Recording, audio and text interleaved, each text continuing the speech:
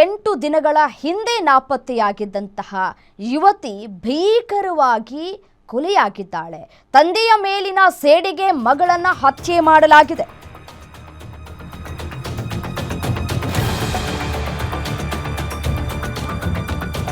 ತಂದೆ ಮೇಲಿನ ಸೇಡಿಗೆ ಮಗಳನ್ನ ಕೊಲೆ ಮಾಡಿದ್ನ ಯುವಕ. ಸಹೋದರನ ಸಾವಿನ ಸೇಡನ್ನ ತೀರಿಸಿಕೊಳ್ಳೋದಕ್ಕೆ ಯುವತಿಯ ಕೊಲೆ.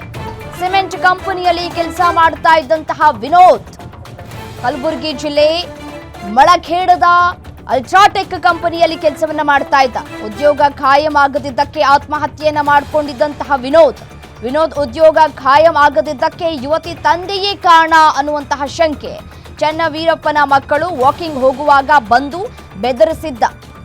ಪ್ರತೀಕಾರ ತೀರಿಸಿಕೊಳ್ಳುವ ಎಚ್ಚರಿಕೆಯನ್ನ ನೀಡಿದಂತಹ ಸಹೋದರ ಮಂಜುನಾಥ್ ಕಬ್ಬಿಣದ ರಾಡ್ನಿಂದ ಹೊಡೆದು ಭಾಗ್ಯಶ್ರೀಯ ಬರ್ಬರ ಕೊಲೆಯಾಗಿದೆ. ಯುವತಿ ತಂದೆ ಚನ್ನವೀರಪ್ಪ ಮೇಲಿನ ಕೋಪಕ್ಕೆ ಮಗಳ ಕೊಲೆಯಾಗಿರುವ ಶಂಕೆ ವ್ಯಕ್ತವಾಗ್ತಾ ಇದೆ. ಕಾರ್ಖಾನೆಯ ನಿರ್ಜನ ಪ್ರದೇಶದಲ್ಲಿ ಶವವನ್ನ ಬಿಸಾಕಿದ್ದಾರೆ.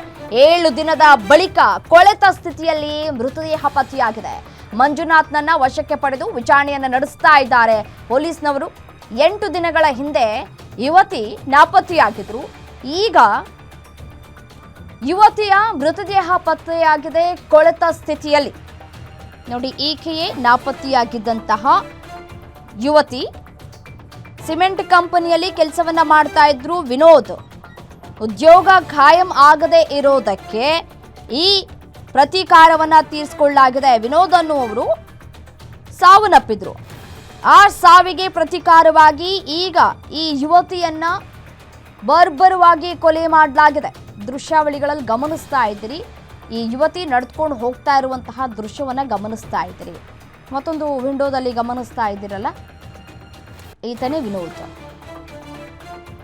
ಒಂದಷ್ಟು ಹುಡುಕಾಟವನ್ನ ಕೂಡ ನಡೆಸಿದ್ರು ಅಧಿಕಾರಿಗಳು.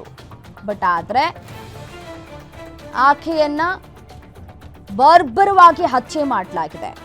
ಪ್ರತೀಕಾರ ತೀರಿಸಿಕೊಳ್ಳುವ ಎಚ್ಚರಿಕೆಯನ್ನ ಕೂಡ ನೀಡಿದ್ರಂತೆ ಸಹೋದರ ಮಂಜುನಾಥ್. ಕಬ್ಬಿಣದ ರಾಡ್ನಿಂದ ಹೊಡೆದು ಭಾಗ್ಯಶ್ರೀಯ ಬರ್ಬರ ಹತ್ಯೆ ಮಾಡಲಾಗಿದೆ, ಅಂದ್ರೆ ಕೊಲೆ ಮಾಡಲಾಗಿದೆ.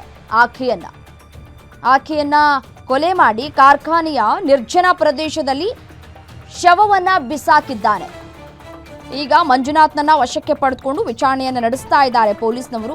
7 ದಿನದ ಬಳಿಕ ಕೊಳೆತ ಸ್ಥಿತಿಯಲ್ಲಿ ಭಾಗ್ಯಶ್ರೀಯವರ ಮೃತದೇಹ ಪತ್ತೆಯಾಗಿದೆ. ತನಿಖೆಯನ್ನು ನಡೆಸ್ತಾ ಇದ್ದಾರೆ. ಯಾರು ಕೊಲೆ ಮಾಡಿದ್ದು ಏನು, ಈ ವಿನೋದ್ ಅವರು ಸಾವನ್ನಪ್ಪಿದ್ದರ ಹಿನ್ನೆಲೆ ಈ ಭಾಗ್ಯಶ್ರೀ ಅವರನ್ನ ಹತ್ಯೆ ಮಾಡಲಾಯ್ತಾ ಅನ್ನುವಂತಹ ಶಂಕೆಗಳು ವ್ಯಕ್ತವಾಗ್ತಾ ಇದೆ. ಸದ್ಯಕ್ಕೆ ತನಿಖೆ ಸಾಗ್ತಾ ಇದೆ. ತನಿಖೆಯ ನಂತರ ಸತ್ಯಾಸತ್ಯತೆ ಹೊರಬರಬೇಕಾಗಿದೆ.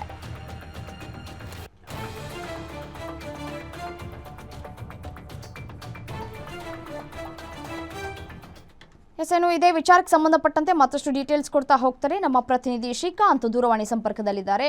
ಶ್ರೀಕಾಂತ್, ಕಳೆದ 8 ದಿನಗಳ ಹಿಂದೆ ಭಾಗ್ಯಶ್ರೀ ಅವರು ಕಾಣೆಯಾಗಿದ್ರು. ಈಗ ಶವವಾಗಿ ಪತ್ತೆಯಾಗಿದ್ದಾರೆ. ಈ ಹತ್ಯೆ ಯಾವಾಗ ಆಗಿರಬಹುದು, ಯಾರು ಕೊಲೆ ಮಾಡಿರಬಹುದು, ಹೇಗೆ ಸಿಕ್ತು ಈ ಬಾಡಿ ಅಂತ ಹೇಳಿ ಡೀಟೇಲ್ಸ್ ಕೊಡ್ತಾ ಹೋಗೋದಾದ್ರೆ.